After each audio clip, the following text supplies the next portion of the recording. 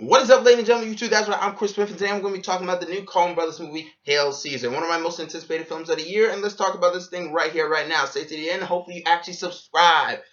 Don't judge by the quality, but the quantity. So let's get this thing going. For me personally, I was looking forward to the Hail Caesar, the movie, because it was actually on my top 10 list of most anticipated films. Now, did it disappoint me?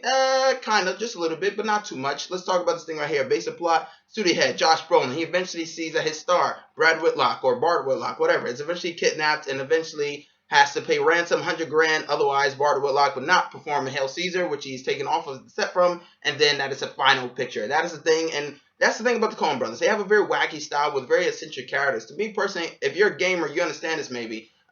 Almost, I like to picture the Coen Brothers as almost like Rockstar Studios. They always have this like weird and interesting ideas that could almost fall apart if you just read it to someone. But for some reason, when you see it, you realize that this is actually a real good movie. It's actually come together better than I would have expected. Now, for me personally, this is not the best Coen Brothers film. I don't know what necessarily you want to call the best Coen Brothers film, because once again, it's like Rockstar Studios. Everybody has their favorites. Some things are better than others. But yeah, for me personally, I like Lebowski. I know everybody kind of like preaches Lebowski, whatever, but I actually do like Lebowski. I'm not a giant fan, but yeah. This movie is, a love letter to the 1950s Hollywood, and it does a great job of doing that, from sets to the talking to the Technicolor, or whatever you want to call it. It does a great job with the cars and the sets. Everything is fantastic, up to par. They didn't half-ass this, and that's a great thing.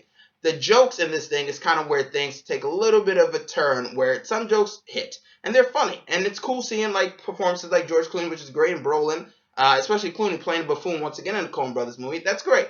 But some of the jokes do not really land to the point where it feels like an inside joke, and it's essentially one long inside joke into Hollywood in the 1950s. And sometimes that does work, but sometimes it feels like an inside joke that you're not really in on. Kind of like, oh, it reminded me of like Ocean's 12, where Ocean's 12, they took a vacation, everybody happy, and all the audience people just was like, I felt like we're just watching their vacation.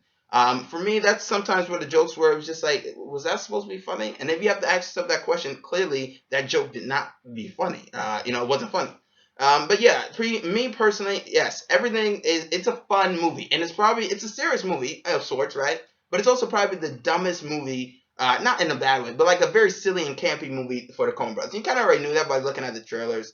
But for me, it delivers on what it's supposed to do, and that's be a love letter and kind of a satire of sorts.